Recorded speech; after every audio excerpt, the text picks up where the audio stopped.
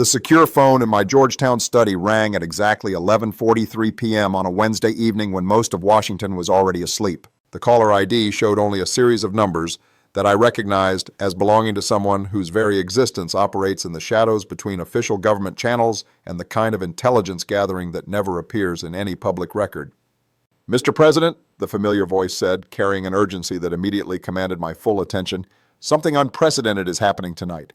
Two massive political bombshells are about to detonate simultaneously, and they're connected in ways that reveal a level of strategic coordination that most people won't understand until it's too late to respond effectively."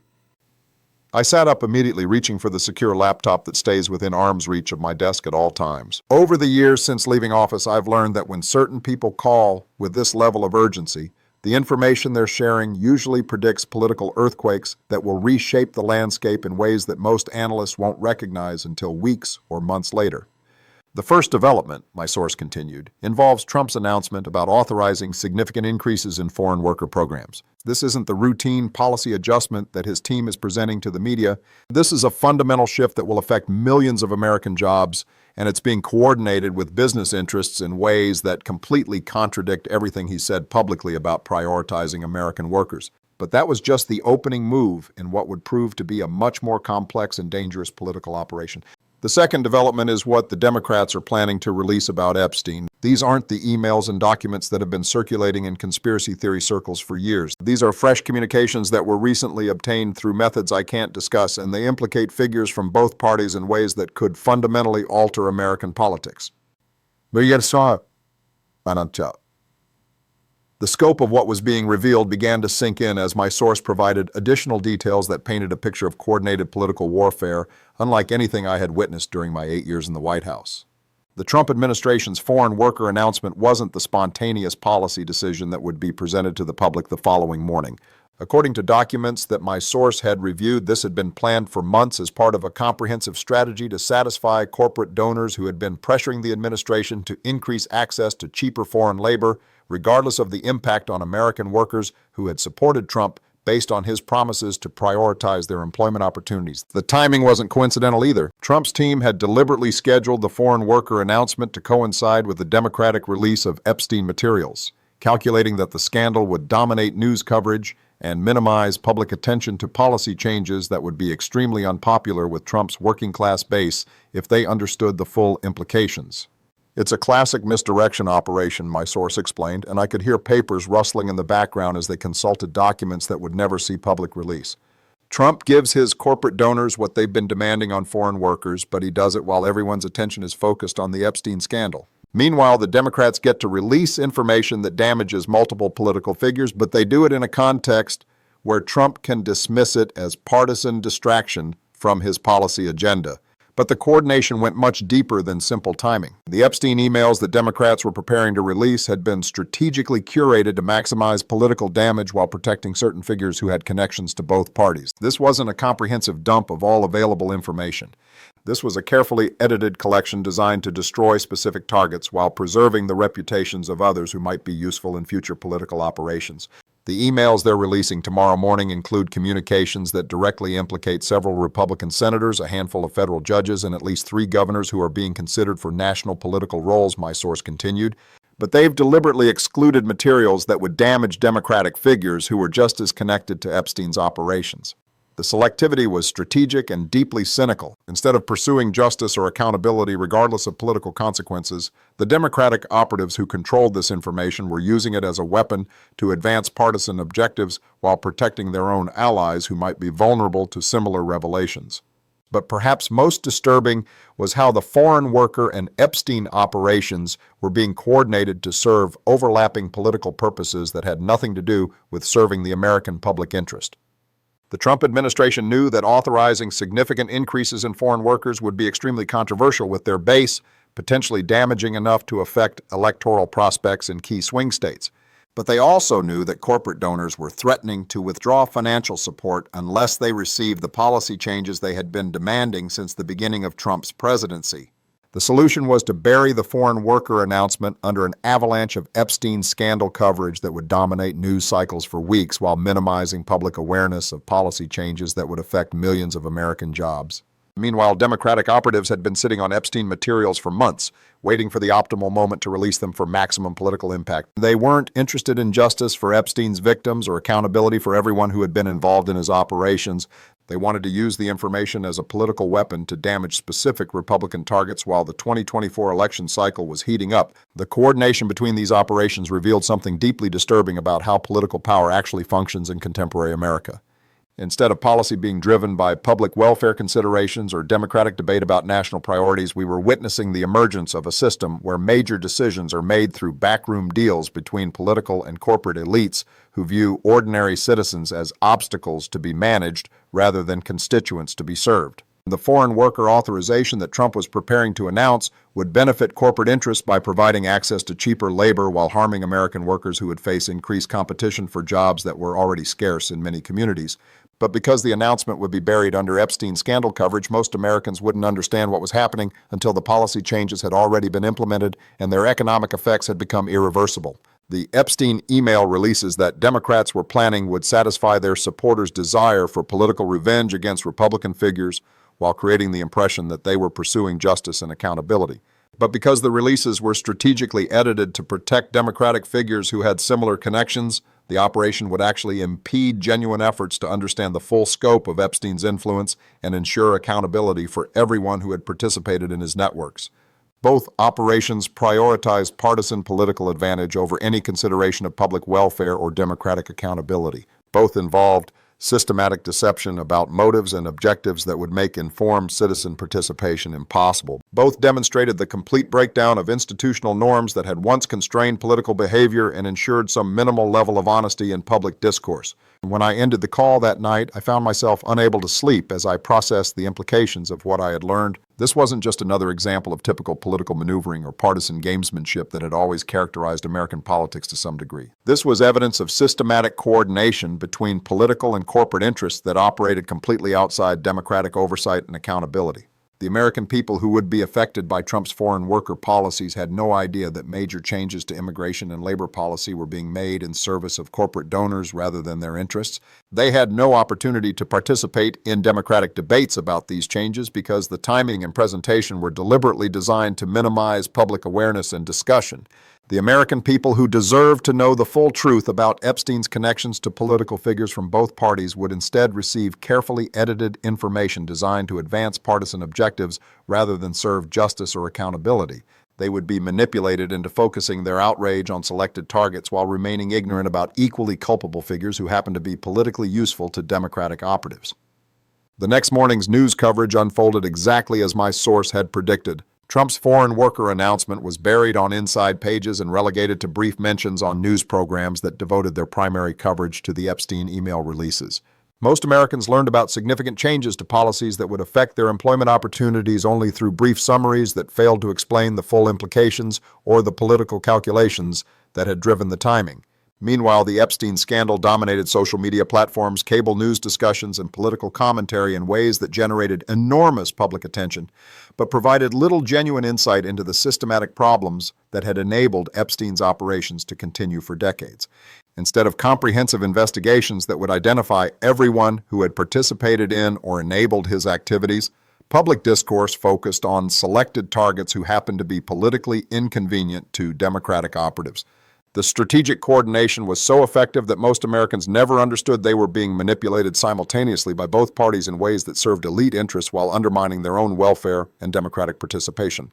Over the following weeks, as the policy implications of Trump's foreign worker authorization became clearer, I watched American workers in manufacturing, construction, and service industries begin to experience the job displacement and wage depression that economists had predicted would result from increased competition with cheaper foreign labor. But because public attention had been focused on the Epstein scandal during the critical period when these policies were being implemented, there was little organized opposition or even public awareness of what was happening until the economic damage was already irreversible.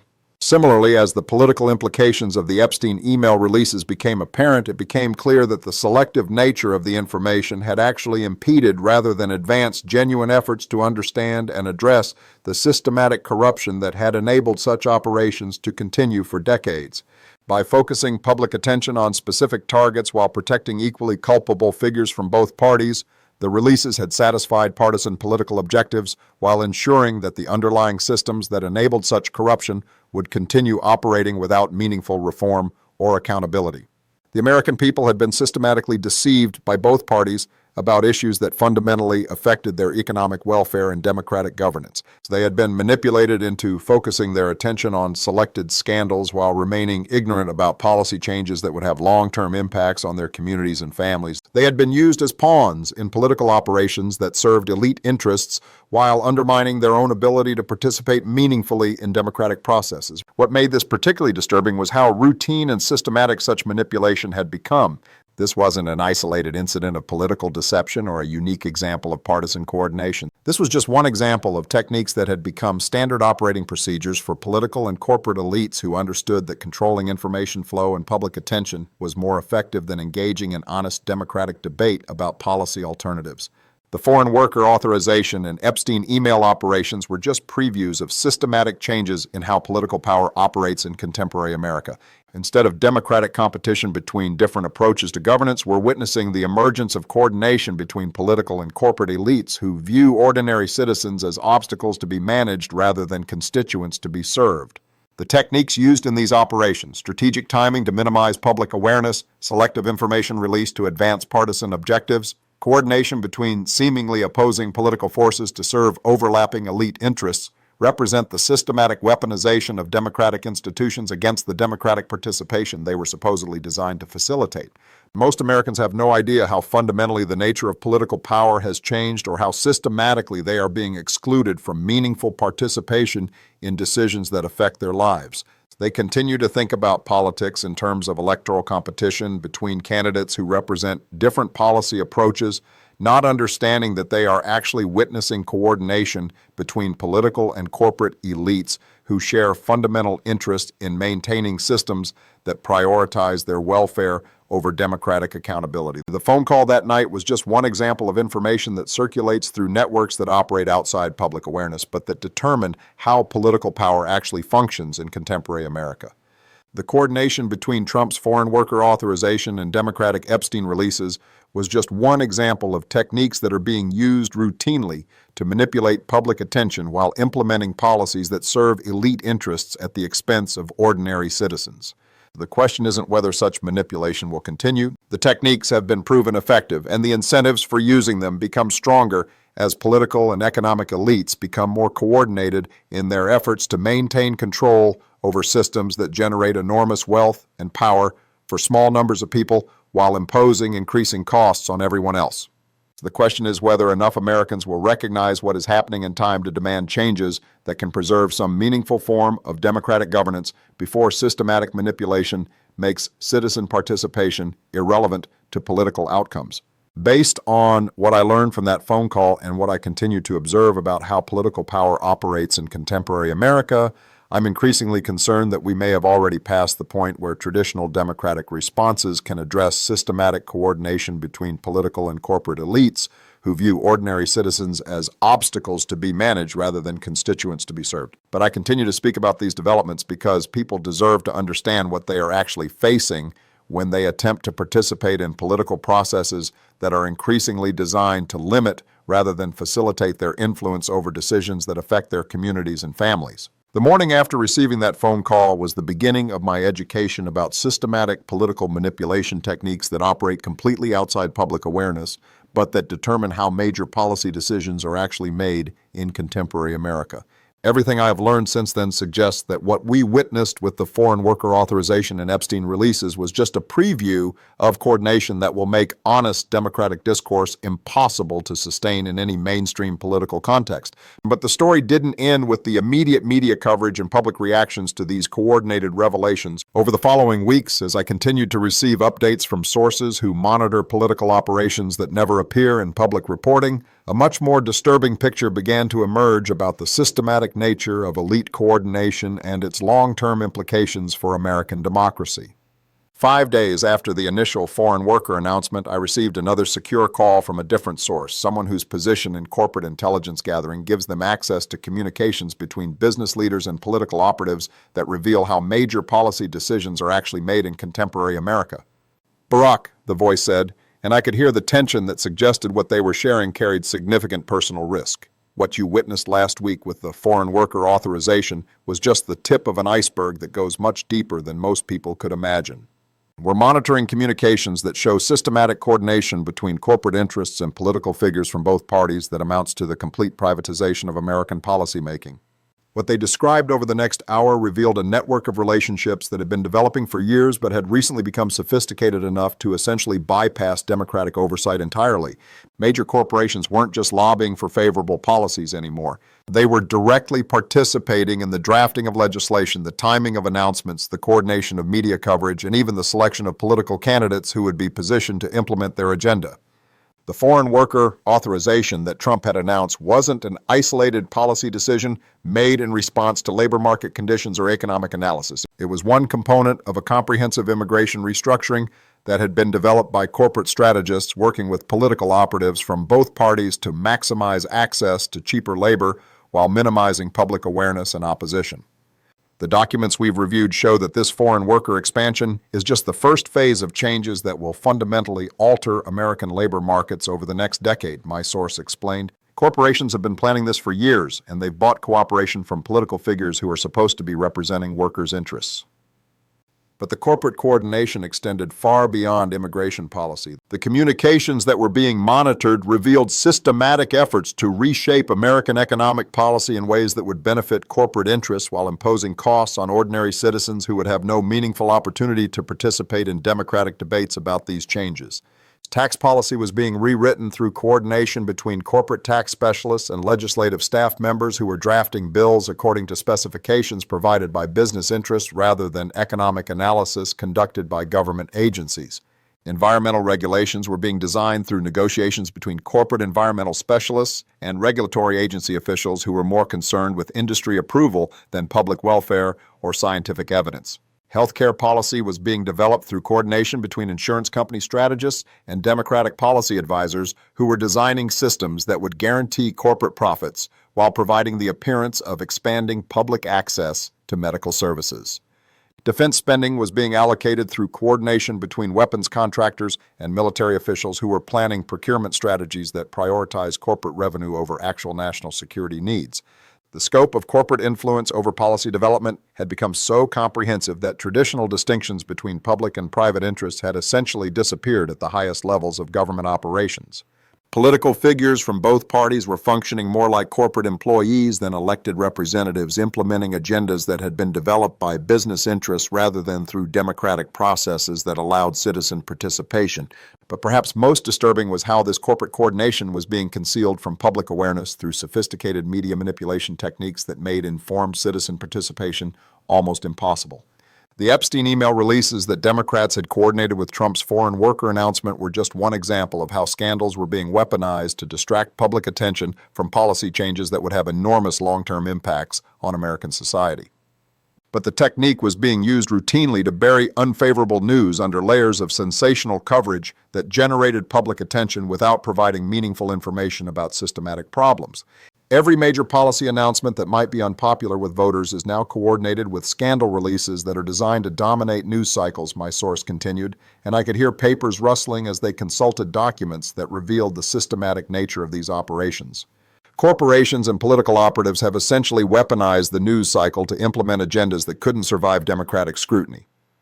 The coordination was so sophisticated that most journalists and political analysts were completely unaware they were being manipulated. Media outlets that thought they were providing independent coverage of important stories were actually participating in orchestrated campaigns designed to advance specific political and economic agendas while concealing others from public awareness. The Epstein scandal coverage that had dominated headlines for weeks after the Democratic releases was providing exactly the kind of sensational content that generated audience engagement while ensuring that complex policy discussions about immigration, labor markets, and corporate influence would receive minimal attention from news organizations that were focused on more immediately dramatic stories.